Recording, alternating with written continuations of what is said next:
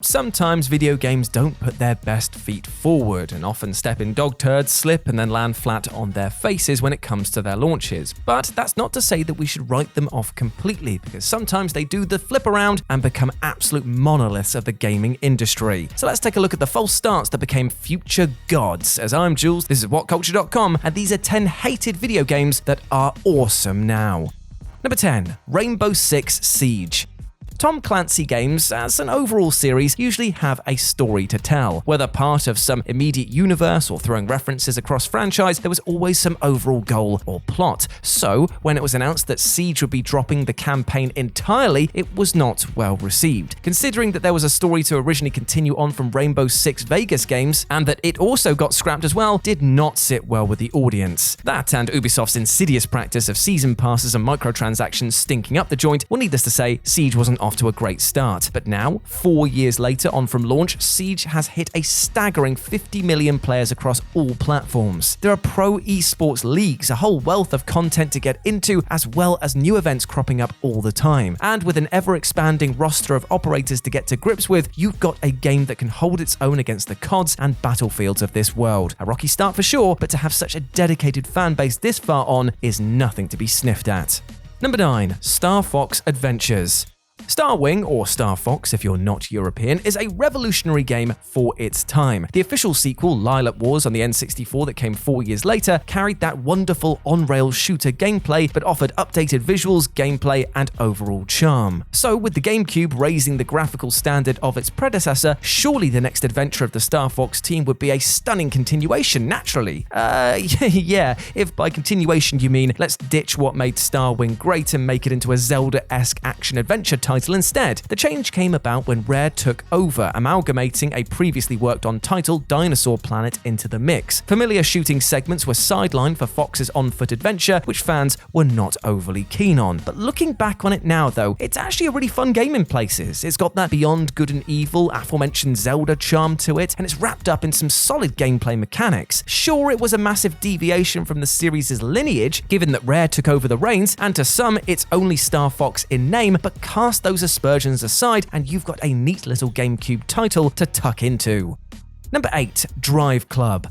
Sony have always had a killer app to take on Xbox's Forza series in Gran Turismo, so stakes weren't necessarily that high when Drive Club was announced to go alongside it. The promise of photorealistic visuals and precision control were nothing new to PlayStation owners, but gosh dang, were Evolution Studios going to try. And if that failed, there's motorbikes in it too, and VR. Drive Club's focal point was always on gameplay, the literal club of the title, the social and competitive element that other racers lacked. Sadly, as is the way with a lot of live service games, Drive Club stalled hard on release. It did get better though, as a committed player base did stick around through the launch, bugs and all, and at its peak, Drive Club hit 10.5 million players, which is nothing to turn your nose up at. Patches were rolled out, bugs were mostly nipped, and when running, Drive Club is a beautiful and well-crafted racer on par with Gran Turismo and Forza. Now, whilst the servers were switched off in April 2020 and the game has been delisted from the PlayStation Store, the single-player component is still available if you go physical. You won't be able to race with your mates, but you can enjoy Drive Club as one of the best racers of its generation. Number 7, Diablo III. So if you're looking for an example about why people hate always online games, then look no further than Diablo 3. As with any game of this nature, be it this or SimCity 2013 or even the insanely huge Grand Theft Auto Online, there is always going to be problems on launch. Small batch stress tests are never going to compare to the hundreds of thousands of people that are trying to log on at once. What also didn't help Diablo 3 was the insipid inclusion of a real money auction house, invoking a backlash towards pay-to-win mechanics more often seen in mobile gaming. Thankfully, that's all been dropped and servers have been tightened, resulting in Diablo 3 being an actually fun game to play. 3 years after its release, it has sold some 30 million copies, and that is before it hit the home consoles. It hit those consoles in 2017, with the Nintendo Switch port finally landing in late 2018, and proved above all else the demand for the king of dungeon crawlers was still definitely in abundance. Number 6, Earthbound. Wait, before you start here, I am not criticizing the game as being bad at all. Nobody hated this game, but you know what people did hate about it was the way this game was marketed. And by this, I mean to say that Western audiences didn't get it, as it were. The satirical marketing campaign definitely didn't help with its bizarre scratch and sniff magazine adverts not winning people over, and it basically was consigned to a similar fate of Yoshi's Island, being released near the end of the SNES's life with people looking forward to newer consoles. Strangely though, it's down to NES's inclusion into the Smash Bros. Franchise that actually saw people check out his origins, which spiked a massive resurgence in the Mother/Earthbound games. Now though, Earthbound is held in high esteem. Its inclusion to the Virtual Console in 2013 has helped cement its place as a late bloomer, and it's held in high regard alongside other great SNES adventures of its time. Number 5. Manhunt.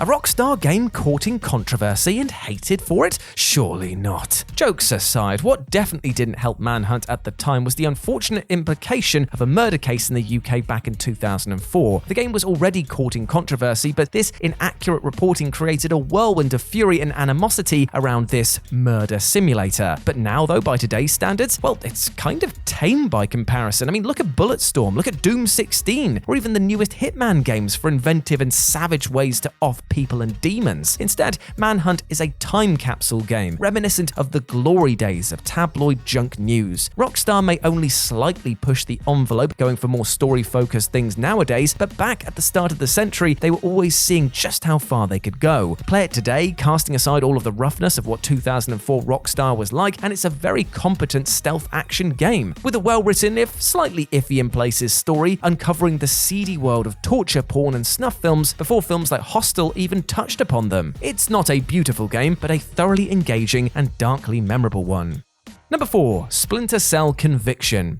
Now this one is more of a personal one for me, but I feel it's a sentiment echoed by many at the time. The reason that this was hated wasn't just the prolonged build-up to Conviction, it was also the massive deviation to the series that gave us Chaos Theory just one game prior. It was the tonal shift to make Fisher a cold-blooded psychopath that was really disappointing here, especially after these years of waiting. To completely remove the stealth aspect in favor of a more deadly Predator style of gameplay was jarring to say the least. But yet, when I look back on it, if you can separate it in the canon, it's really quite fun to just let loose as a rogue Fisher. Say you don't have the time to do the methodical stealthing, it's fun to pop Conviction on and just mess around with the mark and execute system around Washington Monument. Were it any other game or series, it had been received with wide open arms, but as it was from a fabled sneak 'em up, it really divided the fan base.